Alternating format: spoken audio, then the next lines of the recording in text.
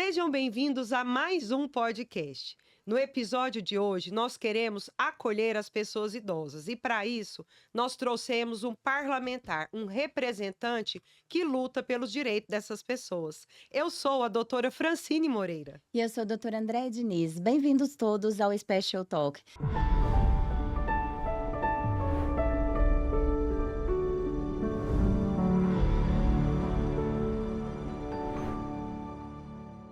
Bem-vindo, deputado. Muito obrigada por o senhor estar aqui com a gente hoje.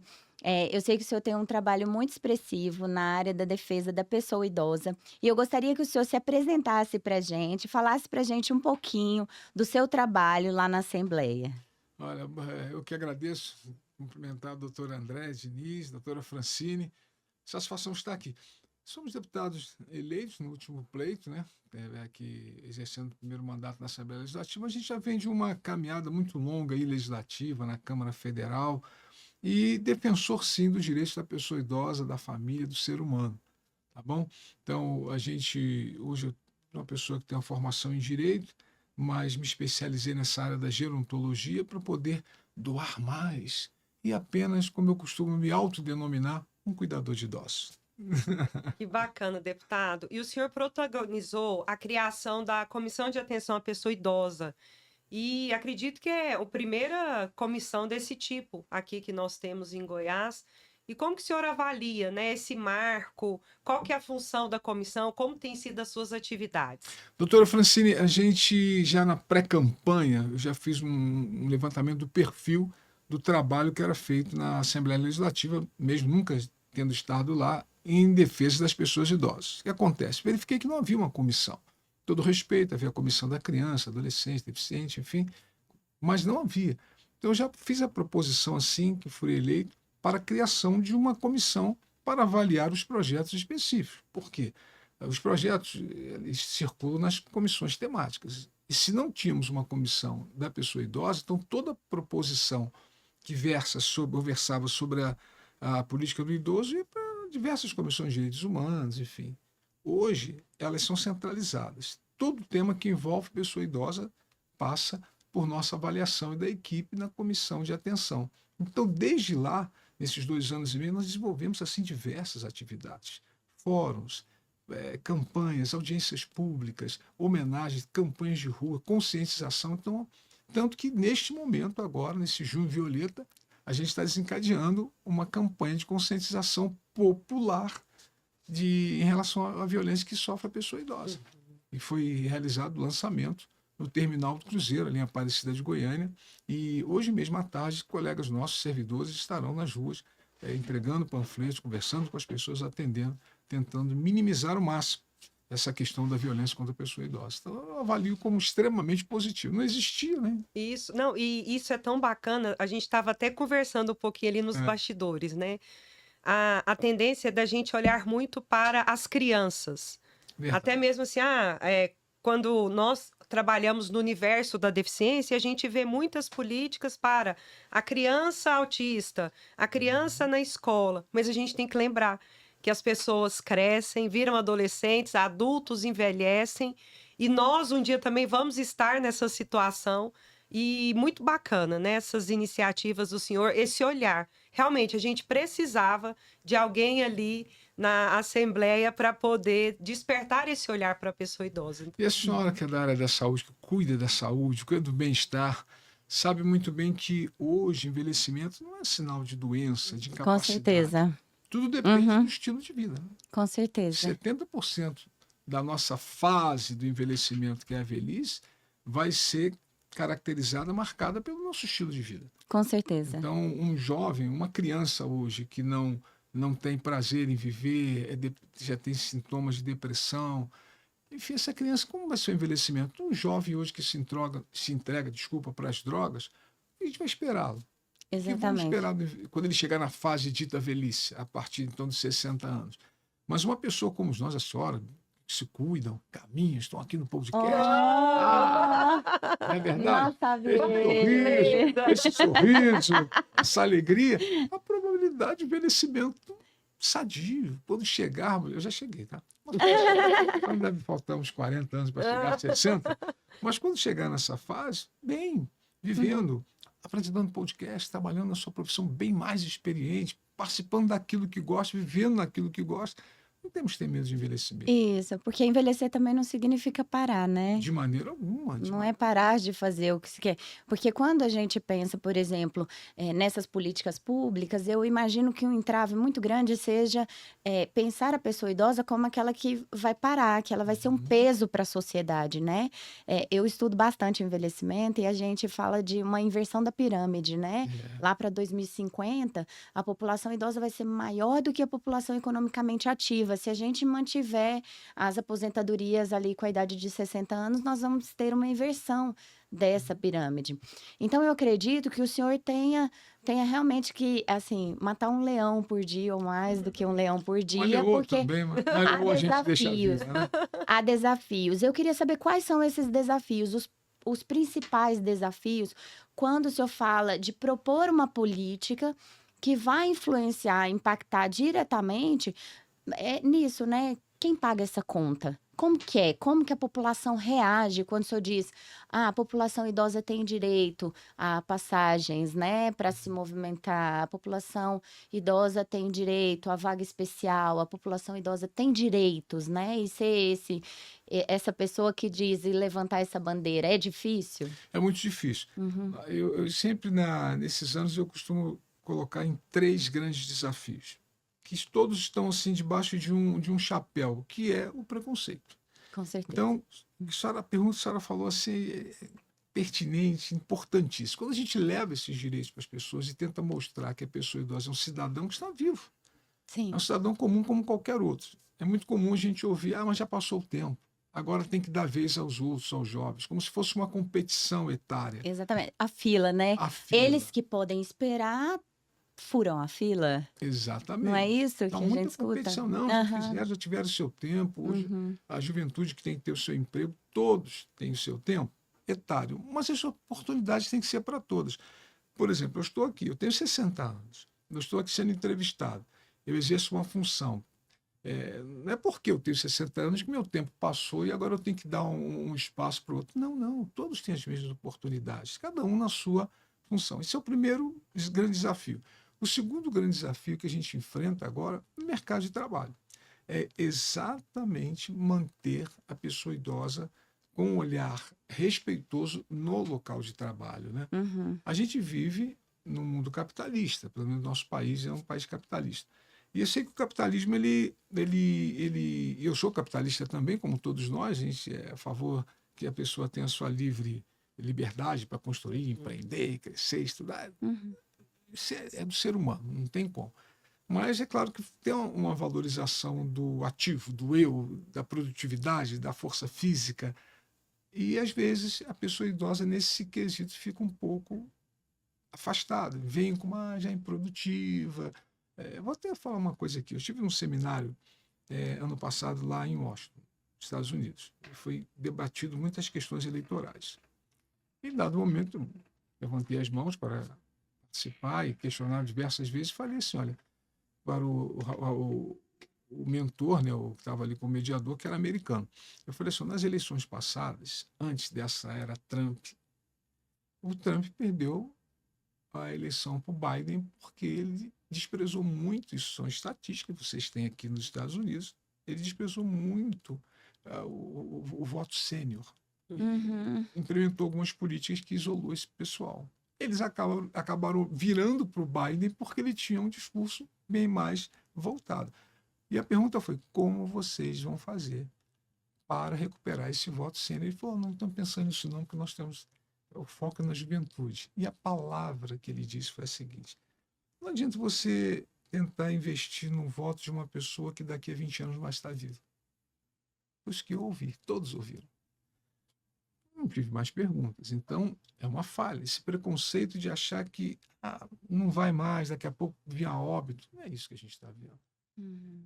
Doutora Andréia, a gente tem no Brasil, gosta ou não gosta, tem uns que gostam, tem uns que odeiam, tem uns que é insignificantes, mas nós temos personalidades da cultura, da arte, da música, personalidades religiosas são exemplo.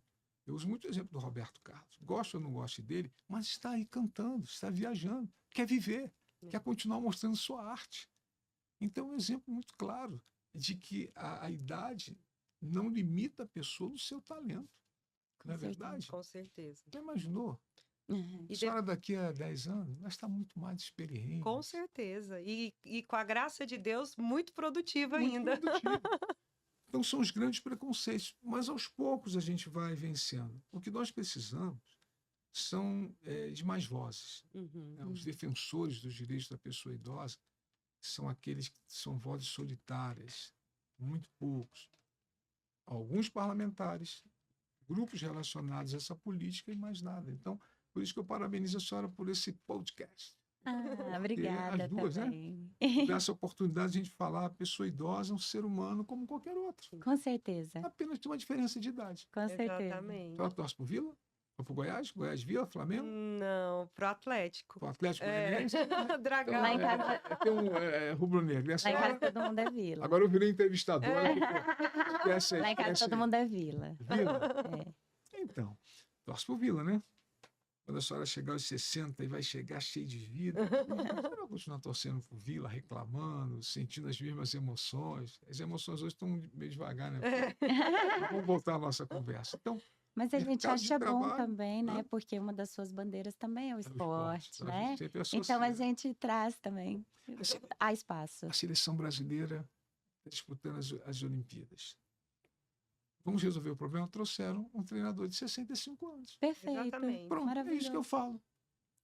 O que eu falo, a geração mais jovem tem que entender que nós não podemos negligenciar ali os nossos mestres, as pessoas com mais experiência do que nós, né? São exemplos, já trilharam os caminhos, evitam alguns erros para nós, né? Se a gente Sim. se espelhar nessas pessoas. Sim.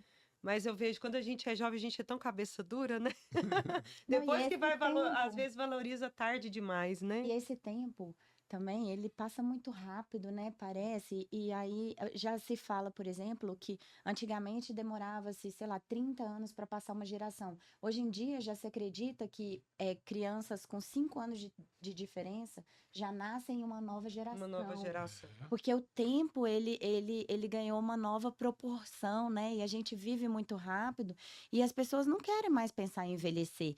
Quando a gente vai estudar sobre saúde, a gente vê que as estratégias dentro até da odontologia são para evitar o envelhecimento e não para envelhecer melhor. Que bom. Ninguém quer se mostrar velho, né? Ninguém quer se mostrar idoso. As pessoas querem esconder a idade para dar uma falsa impressão de que elas estão bem. Mas, na verdade, assim, isso não está muito associado, Mas né? é justamente o que a gente estava falando no início. É como se envelhecer fosse o sinal de adoecimento, né? Exatamente. Mas eu acho que isso também já está sendo desmistificado.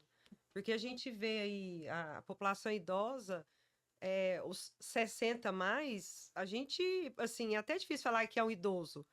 Se a gente for olhar há 50, 60 anos atrás, eu, com 43 anos, era considerada uma idosa, Verdade. né? Verdade. Hoje, para a gente falar assim, não, é um idoso mesmo, 80 a mais, porque a geração dos 60, eu falo, tem gente com muito mais energia e muito mais ativo do que eu. Bota o Tom dentro de uma quadra de basquete. Pois é. amigo. Ele não vai ver nem a bola.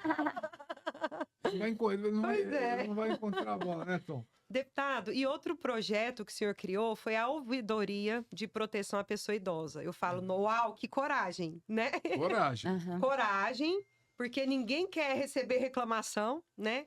E eu queria que o senhor nos explicasse como que funciona esse canal, né? Como que as pessoas podem utilizar essa ouvidoria e quais são, assim, o tipo de denúncia, o maior tipo de denúncia que chega lá para o senhor nessa ouvidoria. Boa pergunta, doutora Francine. A ouvidoria foi uma conquista. Né? Não tinha comissão, então não tinha também ouvidoria. Tem uma sala reservada no térreo da Assembleia Legislativa, onde as pessoas podem procurar. É sempre bom lembrar que ela acata denúncias. Essa semana mesmo, resguardando as situações, tivemos o caso de uma denúncia de uma pessoa de um nível social bem alto que realmente está espancando sua filha. Então, já foi verificado e o procedimento é Nós somos uma casa legislativa, temos uma ouvidoria. Chegou o caso, chegaram casos, qualquer tipo, seja o perfil. Então é avaliado, verificado direitinho, encaminhado para os órgãos competentes. Então vamos dizer, Polícia Civil, Polícia Civil. Ministério Público, Ministério Público. Se é a competência do CRAS, Uhum. algo que ainda se pode organizar, verificar, vai para o CRAS. Mas a gente não se limita de defender os direitos da pessoa idosa. Por incrível que pareça, as maiores denúncias realmente são de violações aos direitos e parte econômica. Ah, Tá bom? Uhum. Parte econômica. E muitas pessoas nos procuram lá, procuram a ouvidoria para pedir orientações também de como agir. Uhum. Olha, eu tenho assim, um caso assim, como eu posso agir? Isso nos traz muita alegria. Por exemplo, vou falar uma coisa muito simples aqui, e que fique bem claro. Vou olhar para a câmera ali, né? Você é um bom filho, trabalhador, uma pessoa honesta, cuida do seu pai, da sua mãe, enfim, está numa idade mais avançada. Só que você usa os recursos, o cartão, talvez cartão de crédito, para comprar as coisas para cuidar. Certíssimo, nota 10. Mas seria bom que você procurasse a promotoria de defesa dos direitos da pessoa idosa, doutor Wagner. Por quê? Quando você procura a promotoria e fala isso, olha, eu sou o cuidador informal desse meu familiar e uso os proventos dele para que eu possa mantê-lo, isso vai ser judicializado. Então, um juiz vai saber que você faz isso. Você vai ter uma autorização judicial. Por quê? Ah, mas eu cuido do meu familiar. O que acontece muito, doutor André, doutora Francine, é que às vezes um outro familiar que não cuida, vai visitar. Ah, acho que minha mãe não está sendo bem tratada. Esse meu irmão está gastando o dinheiro dela. Para ele. uhum. Essa minha nora, não sei o quê, minha cunhada, está usando o dinheiro para ela. E se ele fizer uma denúncia, você honesto, trabalhador, cuida do seu familiar. Vários casos assim. Você vai ser chamado à delegacia para prestar contas. E não Por só, ser né? bom. Porque muitas vezes esse idoso é um vulnerável. E às vezes ele mesmo, por exemplo, frente a um quadro demencial, ele vai Uhum, gritar, às vezes uhum, ele vai se opor a algum tipo de ação. Eu tive uma tia idosa que ela se opunha a ser alimentada, ela gritava. uhum. Então, assim, às vezes essa denúncia pode vir de um vizinho que nem entrou na sua casa, não sabe o que está acontecendo também, Achando que né? está agredindo. Então, Exatamente. a A pessoa está gente tem muito cuidando, né? cuidado sempre, porque assim, a gente atende a população com deficiência, né? E hoje em dia a gente já não segura mais a criança, o adolescente, mesmo o adulto, né? Porque às vezes ele se opõe ao tratamento. E muitas vezes a gente precisa de um termo, né, Exatamente. formalizado para justamente fazer aquele procedimento. Porque muitas pessoas, quando estão passando ali pelo corredor, quando passam pela sua casa, veem no seu ato, que às vezes é um ato bem intencionado, como uma agressão também, né? É Verdade. bom se É resguardar. como um estudante de direito, um graduado em direito. Ele não é um advogado, porque Uhum. não fez o procedimento da ordem. Então, ele sabe que, por mais que ele seja até habilidoso, um excelente operador do direito, ele não pode Tem que ter uma Sim, é a formar regra, formalização. ação. Ele não pode sair atendendo as pessoas e dando dicas da área do com direito como se fosse um certeza. advogado. E isso que o senhor falou é muito pertinente. Eu atendi uma vez uma paciente idosa com Alzheimer. Ela vivia numa instituição de longa permanência. Uhum, E um filho entrou em contato para que eu fosse lá fazer a consulta. Ela estava com um dente quebrado. E aí, quando eu saí, o filho pediu, falou, doutora, eu preciso que a senhora faça um relatório para deixar na instituição, e eu quero que a senhora faça um relatório dizendo que fui eu que solicitei, que foi isso, porque eu preciso de prestar conta aos meus irmãos. Então, eu exatamente. vejo assim que realmente a gente fala, ah, tá entre família, mas quando envolve dinheiro, né, envolve responsabilidade, tem as cobranças, e o quanto mais formalizar isso, melhor. E geralmente quem não cuida é quem É coloca quem defeito. cobra, é. Com Quem não certeza. cuida é que coloca defeito é quem cobra. Ela não está cuidando direito. Aí dá vontade de falar assim, então, por que você não vem nos ajudar? É. Ora, a senhora sabe muito bem, a senhora falou aí nas ELPIs, não são poucos os casos Uhum. de pessoas que ficam nas ELPIs lá. Com Em muitos certeza. casos que a família não toma, nem visita. É. Entendeu? A Nem gente tem visita. muitos casos também de pacientes institucionalizados. Isso é um problema, assim, público? Como que se opera isso Então, é um problema sim, tá? pro Porque senhor? é uma estatística negativa, mas é assim, primeira semana visita, segunda visita, depois uma vez por mês, uma boa parte. Existem aqueles familiares que não. Periodicamente estão ali visitando seus entes queridos, porque não tem condições de cuidar. A gente sabe, existem aqueles que gostariam, mas não têm condições financeiras, não têm condições sociais, não têm condições, e não são profissionais. A senhora falou sobre a questão de uma pessoa com demência. Imagine o caso de um jovem, ou de uma jovem, de um filho, que nunca teve essa experiência dentro de casa. Ele vai cuidar com uma pessoa que está com sintomas de Alzheimer. Uhum. Vai ter uma hora que ele vai se desgastar. Vai, ele Sim. adoece junto, né? Eu até li uma obra que algumas pessoas deram o seu testemunho para que a autora colocasse no livro, dizendo o seguinte: eu tinha hora que eu tinha vontade de bater no meu pai, porque ele me agredia. A Sim. pessoa não sabe lidar, não sabe que é um fruto da demência, né?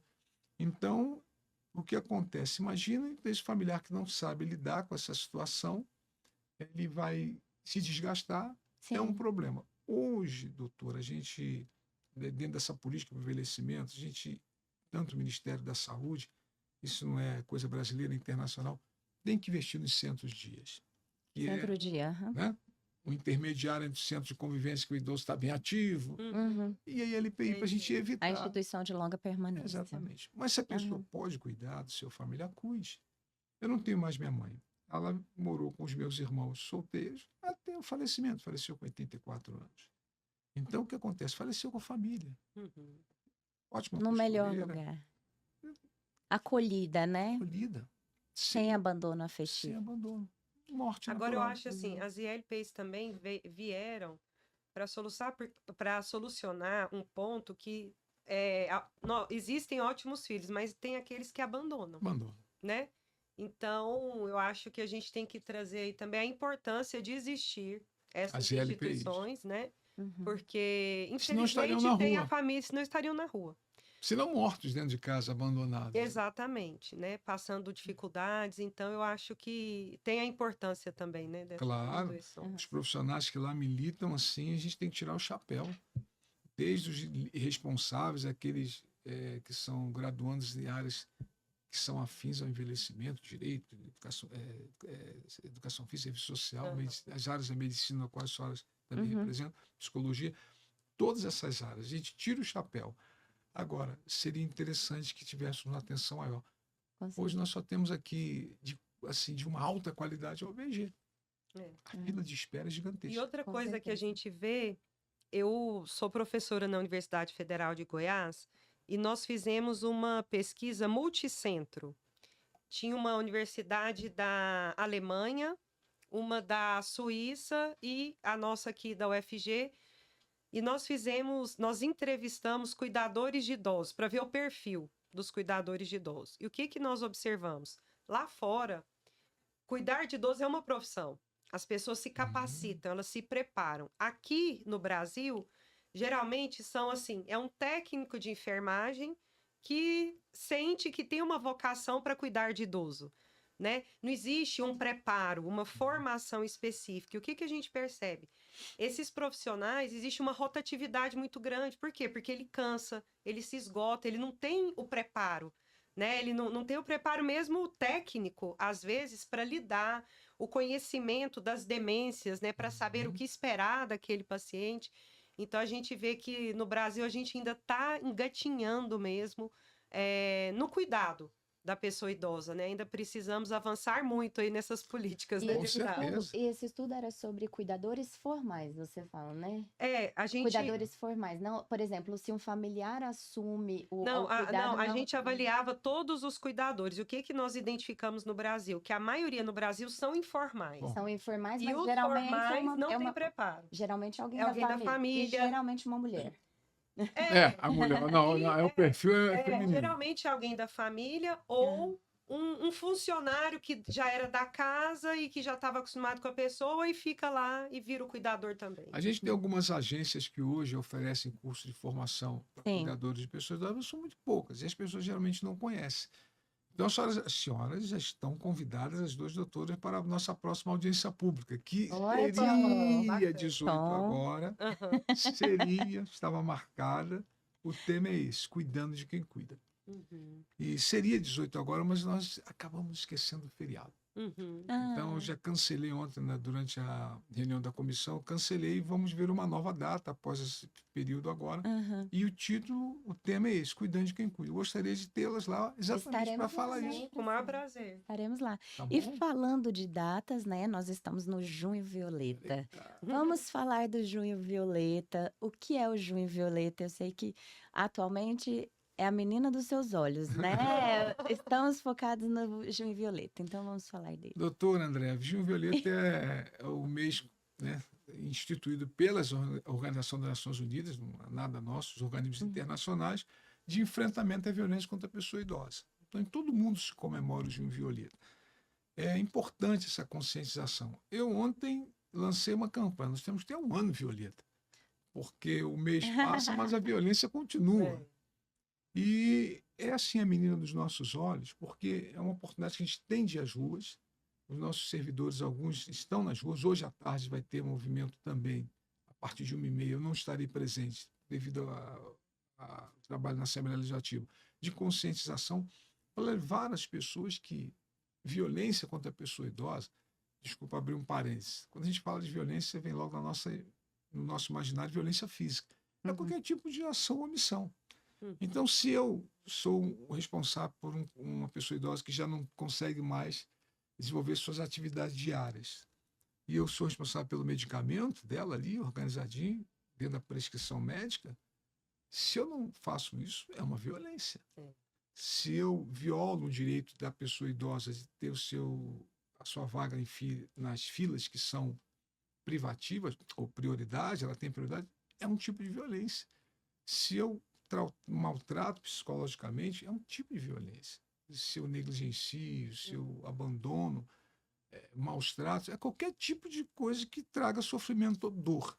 E quando a gente vai às ruas, quando a gente faz audiência pública, participa de conferências, seminários, a gente fala para a pessoa assim, que não se cale. Eu vou falar de um caso típico, né? A gente tem Fátima, tem muitos que a gente acabou nesses anos lidando. Eu conversei com uma senhora uma vez que o filho, é triste falar isso, ele estava drogado, ele fazia violência sexual contra a sua própria mãe. Os vizinhos começaram a ver o comportamento dela, a senhora sabe, da área médica, tem como esconder. A pessoa começa a ficar abalada, enfim, descobriram isso. Quando a equipe foi e fomos conversar com ela, mas é meu filho, ele não faz por mal, ele faz porque é drogado, eu entendo, eu não quero ver meu filho preso. Ai, meu Deus, já presídio, meu filho dentro do presídio, eu prefiro morrer. Nem eu quero seu filho preso. Aí que está o X da questão. Nós não queremos o familiar respondendo diante de uma delegacia ou diante de um juiz. Se ele está com problemas de drogas, ou se é um outro que não é drogado, mas está maltratando. Mas ele precisa ser orientado. Ele precisa ser E ela orientado. precisa ser protegida. Ela Né? precisa ser protegida. E ele precisa ser orientado. Se a senhora ou nós não buscarmos ajuda, aí ele vai ter problema com a delegacia. Então ele precisa ser orientado, porque ele está com algum problema. Então a pessoa, dentro desta orientação, ficava mais maleável, como outros casos de buscar ajuda. A grande dificuldade é, doutora, a pessoa idosa sofre violência. A gente sabe que 60% Uhum. acontece em ambiente doméstico. Relações familiares são complicadas. Né? Sim. Vamos falar para uma filha ou para uma mãe, vai na delegacia Denunciar seu filho. Difícil. É muito difícil. A gente tem nossa parte. Nós temos que levar o caso adiante. Mas a gente entende que relações familiares são muito complicadas para que você entre dentro da casa de uma pessoa, na mente dela e leve ela a E buscar acaba ajuda que essa denúncia ela tem que ser voluntária, né? voluntária. Não pode ser compulsório, não. Ó, a gente tem que denunciar seu filho, né? E onde essa pessoa que percebe uma violência, se não a delegacia, se esse não é o ambiente que elas estão procurando, onde ela pode procurar? CRAS, acho que é um lugar O importante. CRAS, a sigla é CRAS, o que significa? Centro de Referência e Assistência Social. Centro de Referência e Assistência Social. É o local ideal para fazer denúncias? Os servidores vão falar que não é, mas eles chegando ali, como desculpe, diz que sem direitos humanos, da Presidência da República, Uhum. que não é da presidência atual, diz que sem, É um serviço que funciona com excelência muito grande. A pessoa pode ligar, suspeita ou que ela saiba de casos concretos, não precisa se identificar. Qual que é o nome? Disque 100 da Presidência da República. Disque Disque 100. Disque 100, gratuito. Olha, por exemplo, não vou falar, eu vou falar um endereço fictício aqui para não bater para a casa de ninguém, né? Eu moro na Rua das Flores, lá no céu. Uhum. Então, tenho suspeita que uma vizinha minha esteja passando por problema de violência. Certo. Por quê? Porque era uma pessoa alegre, enfim, estava sempre conversando, está reclusa dentro de casa, anda meio nervosa, está com algum problema. Estou falando, não seja violência física, pode ser psicológica. Uhum. Ligou para o Disque 100. Eles vão pegar os dados direitinho e vão enviar exatamente para as unidades daquela região. Então, Perfeito. o CRAS vai ser comunicado. Então, os colegas da assistência social, serviço social, vão lá em loco, já são especialistas nesta área para fazer aquele check-up. Eles sabem avaliar. Chegou ali, avaliou, ele já sabe para onde buscar ajuda. Existem casos que, se concretizando aquela suspeita, como a senhora falou, chegasse às vias judiciais, o juiz vai determinar afastamento. Uhum. O promotor vai pedir o afastamento, o juiz vai determinar o afastamento daquela pessoa de casa, se ele há risco de vida dela. E, deputado, nós não podemos fechar os olhos ao etarismo, né? Então, infelizmente, né, existe esse preconceito em relação à pessoa idosa em decorrência da idade mesmo, né? E de tudo que a gente já está falando aqui, de achar que é improdutivo. E onde que o senhor, assim, observa, né, em quais situações que esse etarismo ainda está mais presente, que dificulta o acesso do idoso a alguma coisa? É o trabalho, é saúde? Onde que o senhor observa, né? E como que as políticas públicas podem ajudá-los também? Mercado de trabalho. É mercado de trabalho. Mercado de trabalho. Nas vias urbanas, seja no esporte, como a gente acabou de falar agora, citou um treinador da seleção brasileira, esse etarismo não é muito latente, Uhum. porque são áreas que mexem muito com a experiência. Agora, no mercado de trabalho, realmente estão concentrados os maiores casos de etarismo. Aquela situação de, não dá para esse velho, não. Uhum. Não, isso aí já está ultrapassado. Traz uma ideia, não, isso é do tempo dele, isso aí. Então, agora, enfrentar isso, existem leis, mas como eu vou, através de um projeto de lei, criar uma conscientização dentro da cabeça de uma pessoa?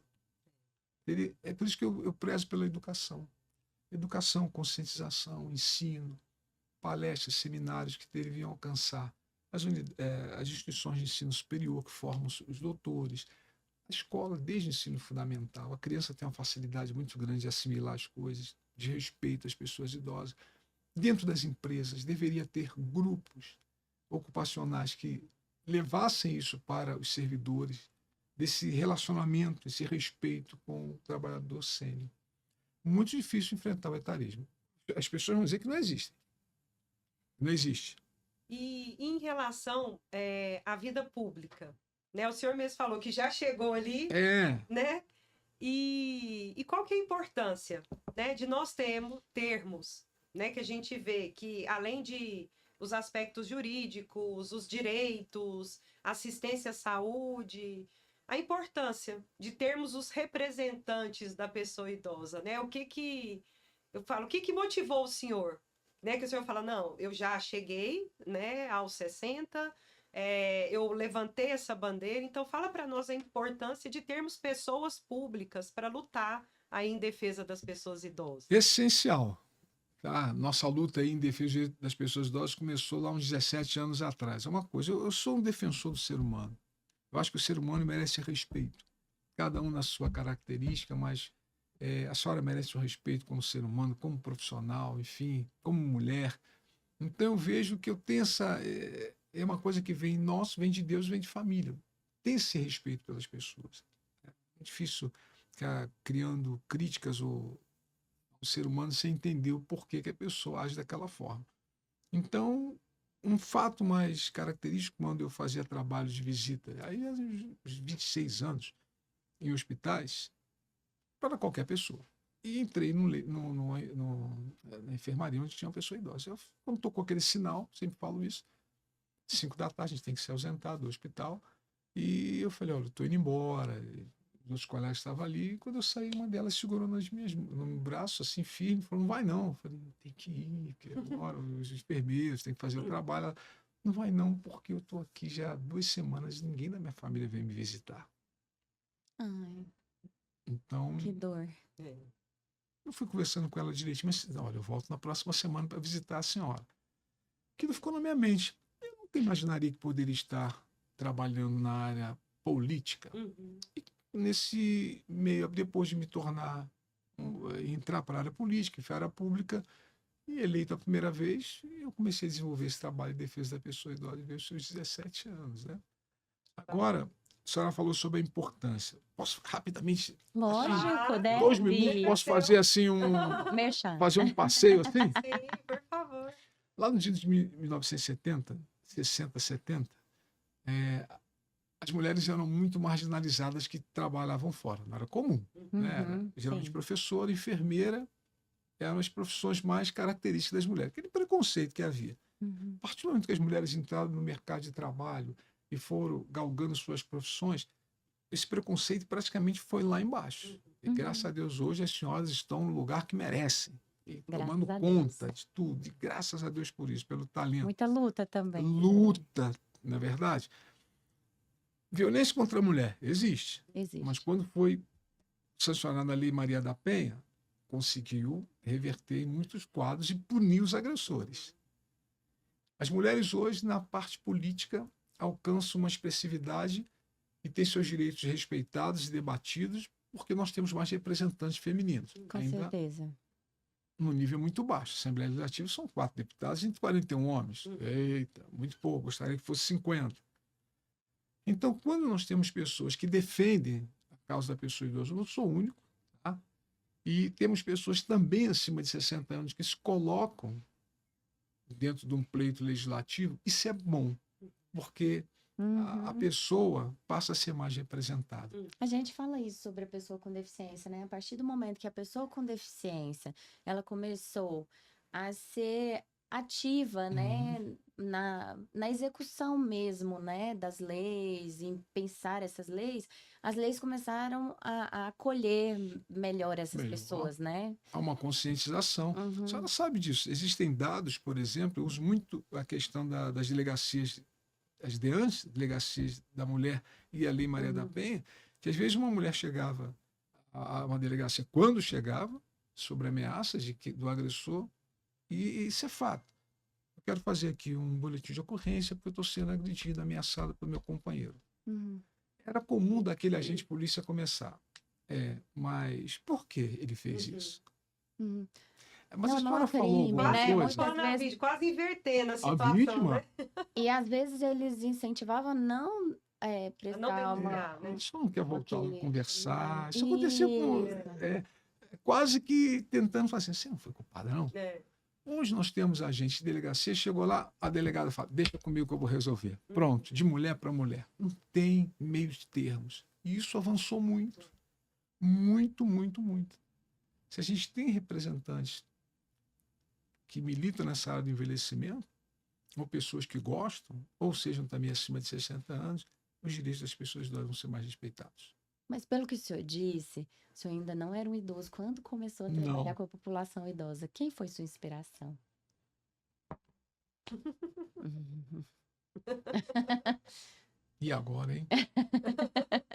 Quem foi minha inspiração? Deixa eu voltar lá em Brasília. Tem um político chamado Mauro Benevides. Hum. Ele é do Ceará. Ele foi constituinte. Você imagina, constituinte. Hoje não está mais na política. Um amigo meu. A gente dividia lá a tribuna na Câmara dos Deputados várias vezes, né? E ele falava assim para mim, na linguagem dele, que eu não tinha 60 anos, ainda tinha meus 40 e pouco. Ele falava, querido, você faz parte do time dos velhos. Então, sexta-feira nós estamos aqui. Vamos fazer a sessão. Ele foi um exemplo, Uhum. porque foi senador, como ele dizia, né? Fui vereador, deputado, senador, por 15 dias, presidente da República, foi constituinte. Uma cabeça maravilhosa, trabalhando, atendendo lá o dia todo, trabalhando de segunda a sexta no Congresso Nacional. Por isso que sexta-feira é o dia do grande expediente, os deputados geralmente estão nos seus estados, ele ficava lá, ó, querido, vamos abrir a sessão aqui. Então, uma pessoa que para mim foi um exemplo de luta. Uma vida ilibada, saiu por questões de justiça, hoje o filho dele é parlamentar, Mauro Benevides, fica registrado aqui, meu respeito por você. Oh, Que bacana. lindo, muito bom, né? A gente ter, assim, alguém que realmente inspira a gente e eu acho que é uma luta que ela tem que ser lutada mesmo, né? Que nós agorinha chegaremos lá. E bem, E a gente vai, assim, a gente está lutando não só por essa população que hoje está idosa, mas por nós também, né? Porque eu imagino que a nossa geração vai chegar lá na idade adulto mais. vai, 60 mais, É. 60 mais, 60 mais. Velhice é um Espero. estágio. Não, eu espero chegar no 80 mais, porque a outra opção para mim é pior. Que, né, se eu não chegar, E 80 é que mais cresce Pois proporcionalmente é. agora. Então, estou me octogenários, né? preparando para isso. Eu estudo um pouco, eu sou acupunturista e eu estudo, assim, a cultura oriental. E lá a gente percebe que as pessoas mais velhas, elas são muito valorizadas, né? Então, tem os mestres e você só chega a determinadas divisões lá sociais deles se você está mais velho. Então, isso é muito importante. Tem uma fala do padre Fábio de Mello que eu adoro, que ele diz que a gente percebe o valor de uma pessoa quando termina a utilidade daquela pessoa para Verdade. gente, né? Então, valorizar a pessoa idosa é uma coisa que vai ser boa para todo mundo, né? Nós teremos, assim, essa ancestralidade ou assim a defesa, né, a valorização dessa ancestralidade, de tudo que essa pessoa fez, contribuiu, aprendeu e pode passar, é muito importante. Hoje em dia a gente já não escuta mais a pessoa idosa, né? Não tem Verdade. mais receita. Eu não sei as receitas da minha avó, eu não sei as receitas da minha mãe, e eu acho que é péssimo para mim, porque eu não trago para as minhas filhas isso que veio lá da minha avó, que é o chazinho para curar. Minha avó tinha algo que era impressionante, que ela conseguiu curar uma úlcera no estômago com pó de algodãozinho. Era um polvilho que ela fazia, ela pegava, colhia o algodãozinho aqui no cerrado, ela ralava ele, secava. Eu não sei fazer isso. Olha que péssimo, Isso é né? interessante. Tem um grande pesquisador que estuda o cérebro dos autistas e agora ele está estudando o cérebro de idosos com demência.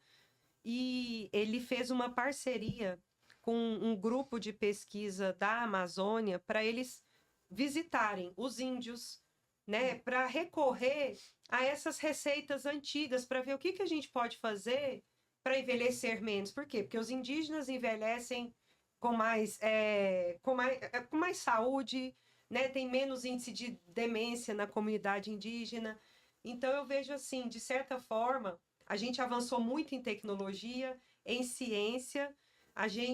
Eu vejo que hoje a comunidade tem um preconceito muito grande com o que não tem uma evidência científica robusta, mas eu observo que até Verdade. mesmo na saúde e tal, tá tendo esse resgate. A gente fala em pseudociência, às vezes até em empirismo, mas está tendo esse resgate. Para ver, gente, será que não tem algo menos invasivo, né, que sobrecarrega menos o corpo da pessoa, mas que a gente pode gerenciar esse envelhecimento, né, envelhecer com mais saúde, com mais tranquilidade. Então, eu acho que tá tendo esse resgate aí também, viu? Fran, tem um livro que eu já li há muito tempo atrás, que se chama Blink, Decisão num Piscar de Olhos. E ele fala sobre o poder da intuição.